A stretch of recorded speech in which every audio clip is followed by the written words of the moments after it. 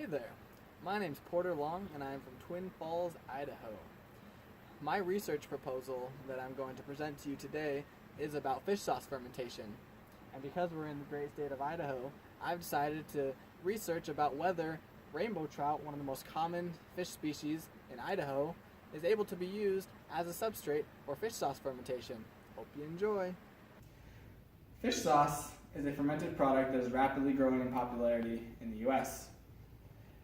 The main production of fish sauce is in Southeast Asia. Thailand, for example, produces over 40 million liters of fish sauce per year, and Vietnam produces over 70,000 tons per year of their variety of fish sauce.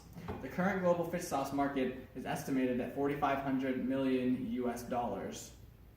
Fish sauce is made in various countries in Southeast Asia, such as the Philippines, Korea, China, Japan, Malaysia, and many others.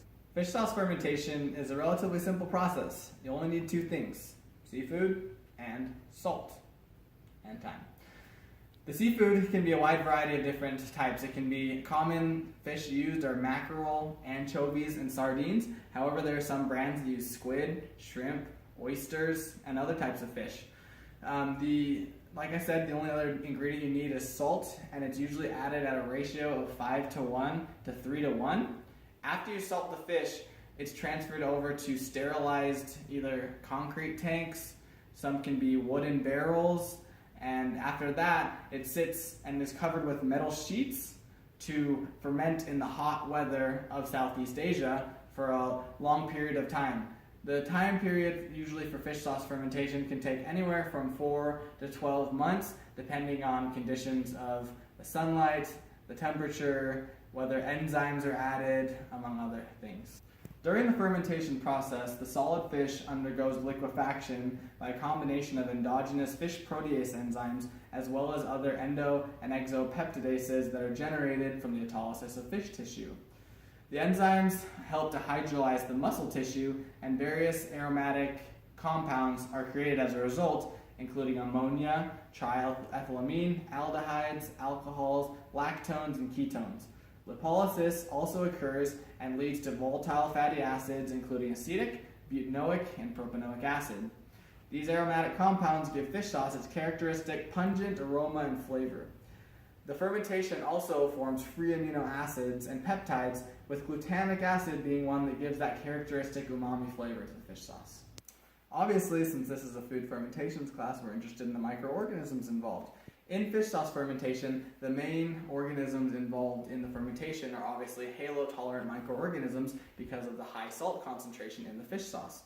So the Staphylococcus, Bacillus, Halobacillus, and Micrococcus bacteria are commonly isolated from fish sauce. In addition, multiple Lactobacillus, Tetragenococcus, Leuconostoc, and other lactic acid producing bacteria are found. After months of fermentation and enzymolysis, the resultant liquid mash is transferred to baskets lined with cloth and is allowed to drip into a tub underneath to collect. The traditional Vietnamese method includes no pressing, and that is known as the highest quality or the first run of fish sauce, and this is very expensive. Most likely these fish sauces right here are not of the first run. The final composition of fish sauce is approximately 60% moisture, 30% salt, 10% protein, and usually has a final pH of around 6.0 due to the presence of amino acids like glutamic acid, acetic acid, lactic acid, and other organic acids. One of the key indicators of the quality of fish sauce is the level of nitrogen in the fish sauce. It's measured in the number of grams of nitrogen per liter of fish sauce. So for example, if the fish sauce is over 30 N, it is known as high-grade fish sauce. 40 N is the optimum target for high-quality fish sauce. However, most of the fish sauce that you'll find in the market will fall around the 20 N range. Now, the purpose of this research proposal is to determine whether rainbow trout, a very common product and commodity in the state of Idaho, can be used as a substrate similar to anchovies to create an acceptable fish sauce. We're here at Durkee's Lake. Durkee's Lake feeds into the famous Snake River here in the Magic Valley in Idaho. The Snake River is home to thousands of rainbow trout, and that is why just 35 minutes down the road we have Clear Springs Foods, one of the largest commercial producers of rainbow trout in Idaho. Idaho actually produces up to 75% of the consumed rainbow trout in the US. Rainbow trout are a fish that is one of the most popular fishes, sport fishes rather, in North America.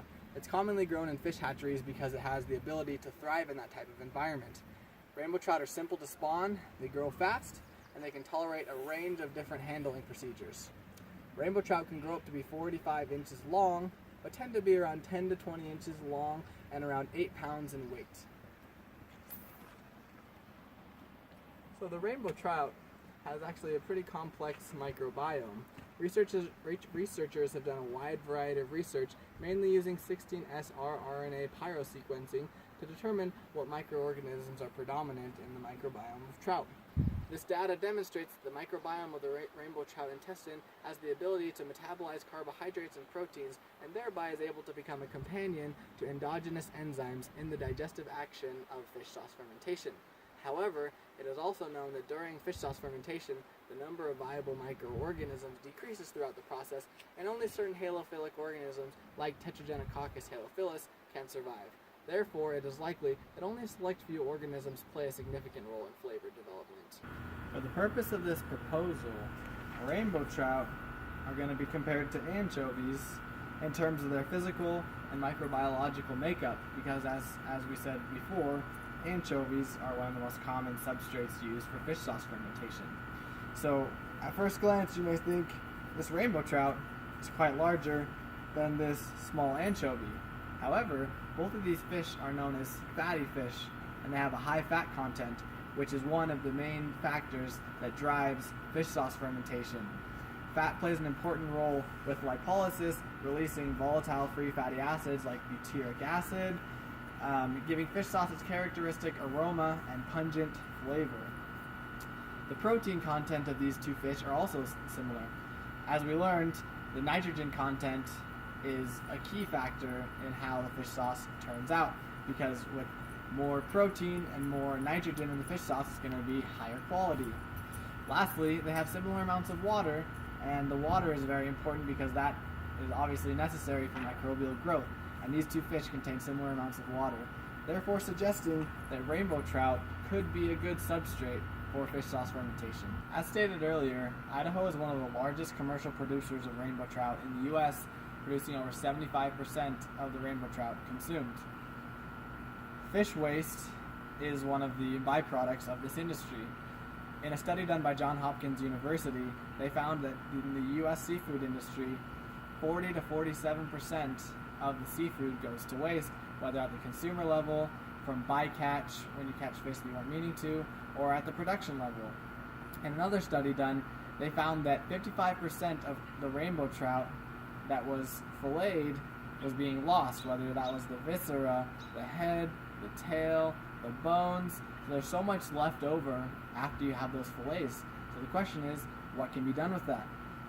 The main strategy right now is taking that and grinding it down into fish feed.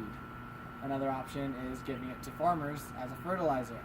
So fish sauce made from rainbow trout is one option to utilize this valuable commodity and make it into a usable product.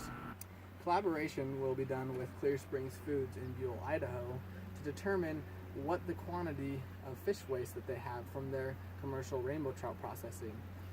After we quantify that number, we can determine how big the opportunity is to use that fish waste for rainbow trout fish sauce fermentation. If rainbow trout are found to be a good potential substrate for fish sauce fermentation, there's potential for other types of fish in other parts of the country, like salmon, catfish, tilapia, crawfish, and others to be used as well. This could include underutilized fishes, bycatch fishes, fish waste, and other fish substrate.